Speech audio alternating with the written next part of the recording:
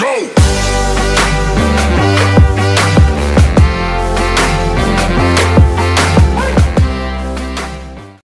Hey squaddies, and welcome to Thriving with the Sussexes. My name is Deanna and I'm here to report on all things Sussex. Don't forget to like, comment, share, and subscribe. Now let's get on with it. Hey squaddies, good morning, good afternoon, and good evening whenever you're listening. Hello.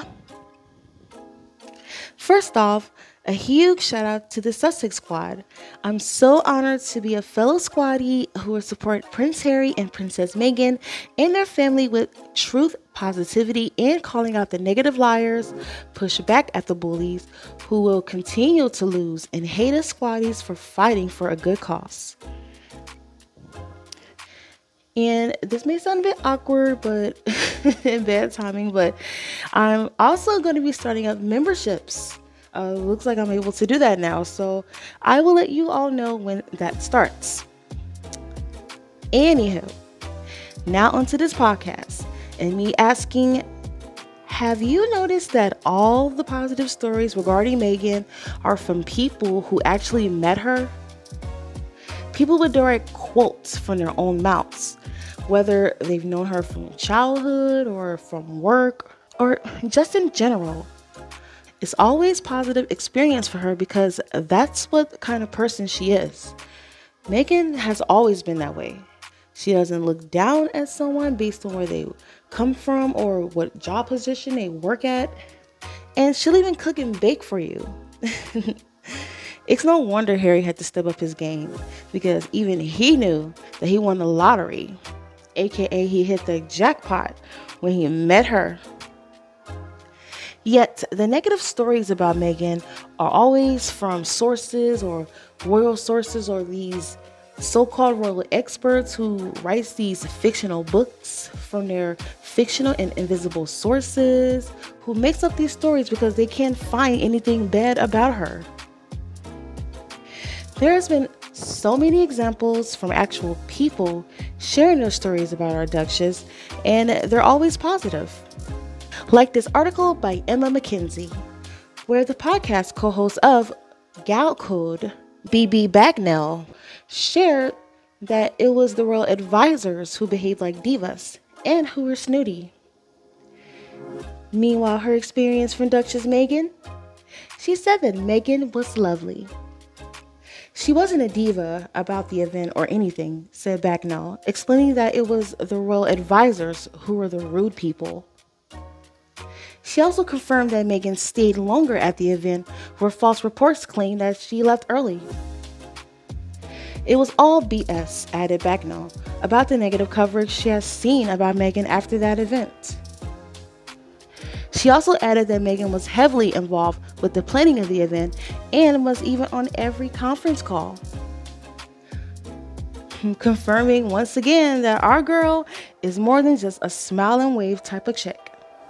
She's a boss who makes boss moves. Not just put on a power suit and pose for cameras like that fraud who cosplays her all the time. And you know who I'm talking about. It was the most amazing workday I've ever done, Bagnell said, adding that Meghan has this glowy aura around her that is magical. Despite the strict timetable in place, Meghan extended her day because she wanted to actually meet every single person who was involved and thank them personally. Bagnell explained that this was unusual because it would normally only be the top dogs that got the recognition.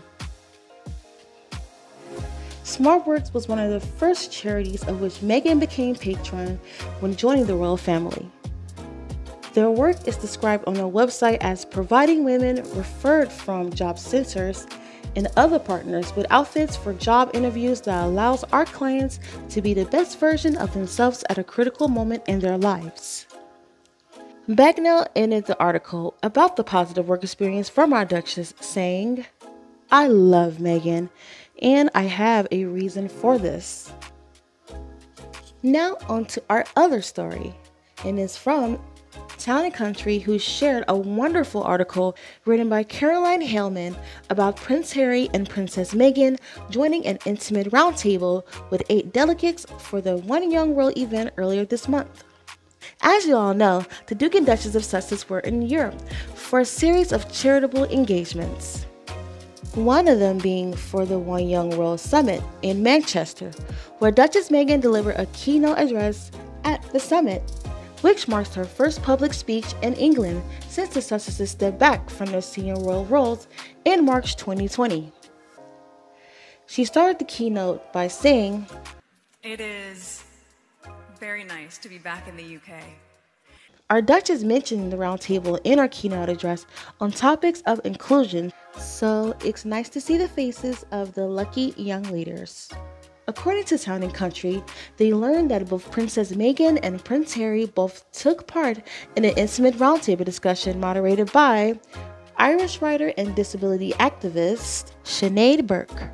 The main focus was on advancing gender equality and inclusion. The Duchesses and the moderator were joined by 8 delegates who shared how their projects are impacting social change.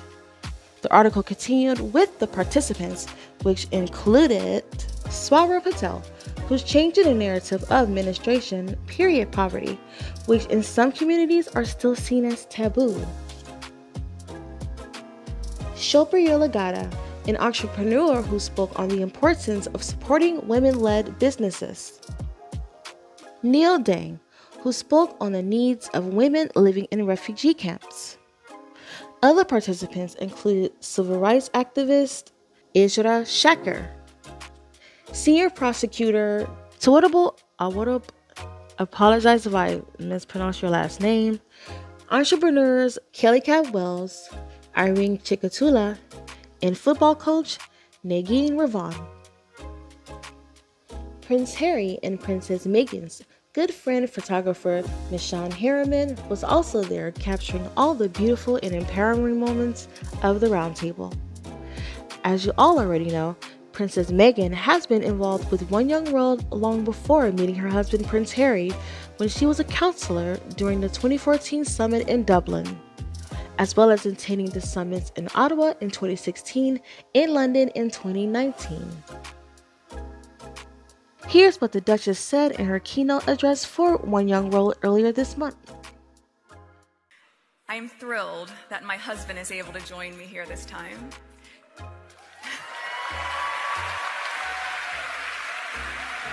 To be able to see and witness firsthand my respect for this organization, this incredible organization, and all that it provides as well as accomplishes. One Young World has been an integral part of my life for so many years before I met him.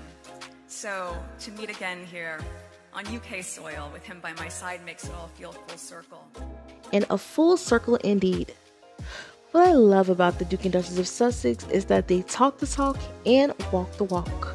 They do more than just smile and wave.